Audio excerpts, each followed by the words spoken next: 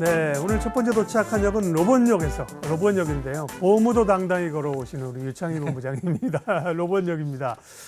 로봇 관련주가 오늘 강했는데요. 네, 저는 오늘. 항상 친절하게 또 보기를 드리잖아요. 네. 왜 올랐냐 이런 것보다 1번 많이 쉬어서, 네, 2번 갈 때가 돼서, 3번 정책 때문에, 뭐 오늘은 네. 3번. 3번 네. 정책 3번과 모멘텀. 1번. 3번가 그렇죠? 쉬기도 쉬었죠, 네, 그죠? 쉬기도 쉬었죠. 네, 그러면 일단은 레인보우 로보틱스가 역시나 뭐 가장 치고 나가는데요. 네. 정부가 이제 뭘 좀 내놓겠다는 거죠, 정책을. 그렇죠. 정부가 이제 이번에 규제 완화. 그러니까 얼마 전에 샌드박스 규제로 로봇 그 관련된 규제가 좀 완화된 부분들이 좀 있어요. 네. 그것이 좀 이제 국회 통과를 했고 이제 실제 적용을 좀 있으면 받게 될 것이고 네. 또 이번 달하고 다음 달에 또 추가적으로 정책에 대한 어떤 기대감들이 좀 있다 보니까 네.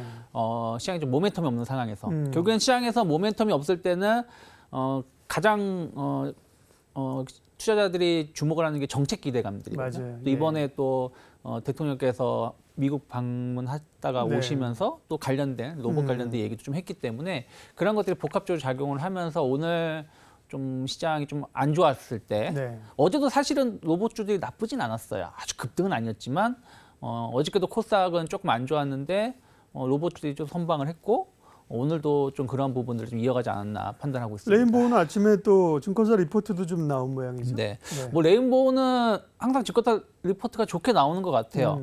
역시 삼성의 힘인가? 네. 삼성이 이제 레인보우 로보틱스를 3월 달, 뭐 그때 이제 좀 3월 달인가 2월 달에 예. 지분 투자를 좀 한 부분도 좀 있다 보니까 어떻게 보면 로봇 테마를 만든 게 레인보우 로보틱스였거든요. 그렇죠, 맞습니다. 그래서 예.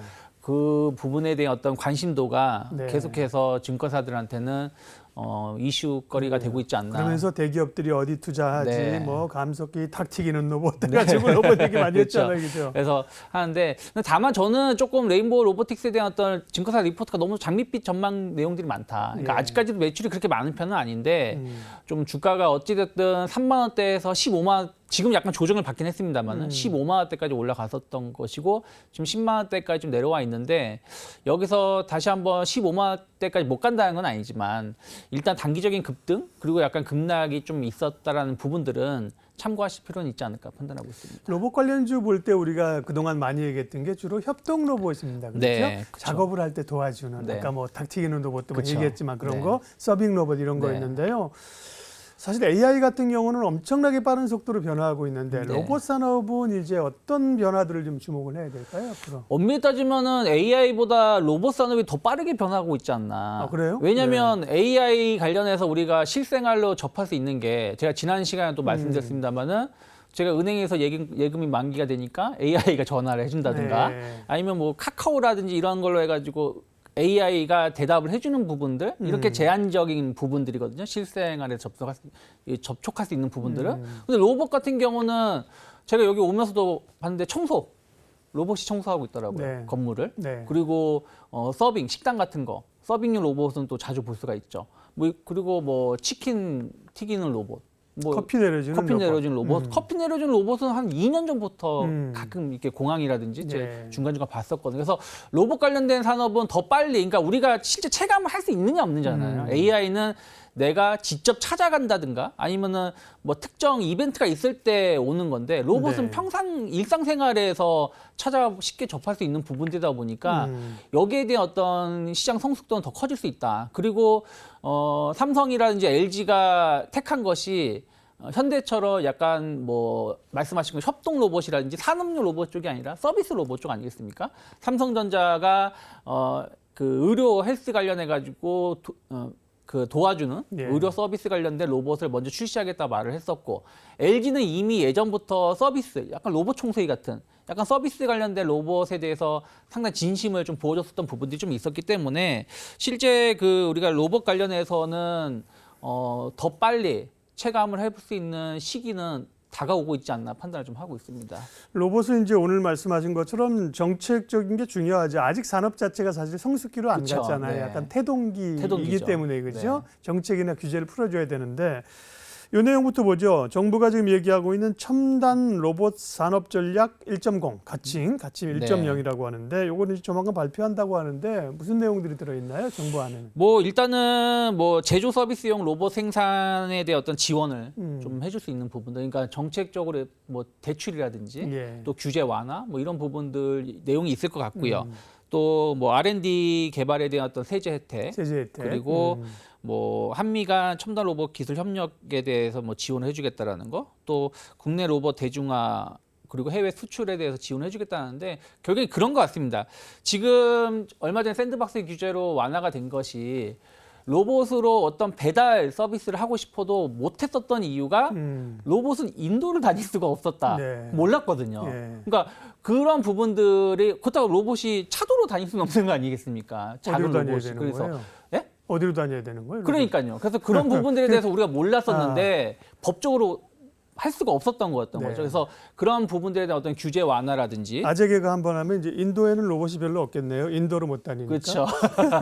그리고 이제 뭐 실내 로봇 운행도 약간 그런 부분, 약간 규제가 좀 있었던 것 같아요. 예, 근데 예. 이런 거에 대한 어떤 규제를 대폭 완화해 주는 부분들, 네. 그럼으로 인해서 투자를 더 촉진시키겠다라는 것이죠. 예. 그러면 아무래도 그동안 투자를 하고 싶어도 혹은 기술력이 있어도 제품 출시를 못했었던 기업들이 제품 출시가 이루어질 것이고, 또 이것을 써봐야지 아는 거잖아요. 우리가 고기도 먹어본 사람이 안다고 써보지 않은 사람이 이것을 갑자기 쓸 수는 없는 거기 때문에 이런 것들이 더 빨리 시장을 좀 확대시킬 수 있는 요소는 될 수 있지 않을까 판단하고 있습니다. 그러게요. 이게 로봇이 그냥 가만히만 어떤 서 있는 게 아니라 이동을 하게 된다고 네. 배송을 하거나 그죠? 이럴 그렇죠. 경우는 이제 어디로 이동할 것이며 네. 이런 문제가 다 법률이랑 그렇죠. 관련되는 거잖아요. 네, 왜냐하면 또 이게 네. 사고가 날 수도 있는 그러니까요. 거니까. 사고 네. 났을 때는 어떻게 할 거냐. 그렇죠. 네. 자율주행도 마찬가지고 이게 그렇죠. 이제 법률적인 백그라운드가 필요한 거고요.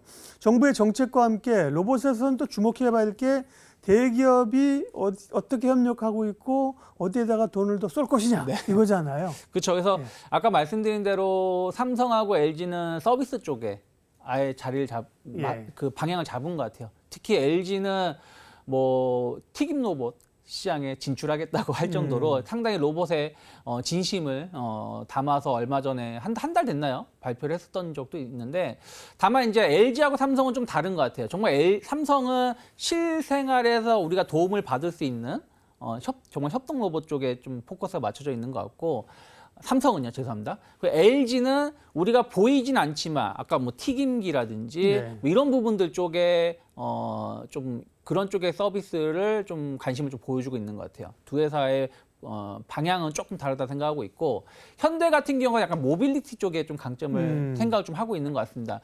무인 배송이라든지 뭐 자율 주행이라든지 이런 부분들에 대해서 조금 더 주목을 하면서 네. 투자를 지금 진행하고 있고, 또 관련된 회사들의 인수, 뭐 M&A도 계속 얘기가 나오고 있지 않나 판단하고 있습니다. 기본적으로 어떤 모멘텀이 있어서 가는 주식도 쉬어야 된다니까요. 그렇죠? 그쵸. 쉬면서 에너지를 소화하고 그렇죠. 네. 다시 뭉쳤을 때 가는 그런 점에서 이제 조금 쉬었다가 2차 전지에 빠진 자금들이 가다 보니까 뭐 있지 찾는 거잖아요. 그죠? 네. 로봇 괜찮네. 네. 이렇게 하면서 또 보는 건데요. 레인보우 로보틱스가 어쨌든 선두에 있으니까 제일 먼저 왔는데요. 로봇 관련주 가운데 그러면 본부장님이 눈여겨보시는 종목. 뭐 일단 뭐 지금 로봇주들이 다 비슷한 주가 흐름을 좀 보여주고 있습니다. 한번 크게 올라와 줬다가 한 4월 초 고점을 찍어주고 약간씩 흘러내리고 있다가 다시 좀 이제 반등을 좀 시도하고 있는데, 추세로만 본다라면은 SPG 같은 경우는 아직은 시장에서 덜 주목받았던 것 같아요.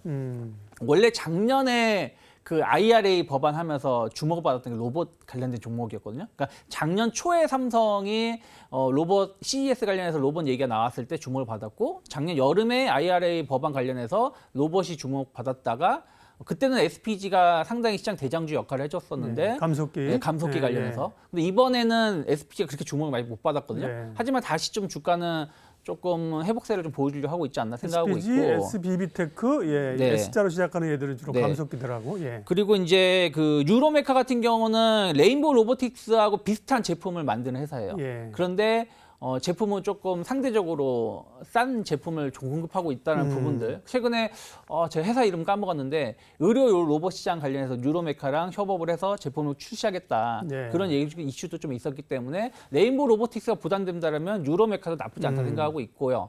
그리고 이제 로보티즈는 그냥 LG만 본다라면 LG가 어쨌든 로보티즈의 대주주입니다. 지분이 많기 때문에 결국엔 LG가 로봇 시장에 적극적으로 공략을 한다라면 로보티즈는 당연히 반사이익을 누릴 수밖에 없지 않을까 판단하고 있습니다.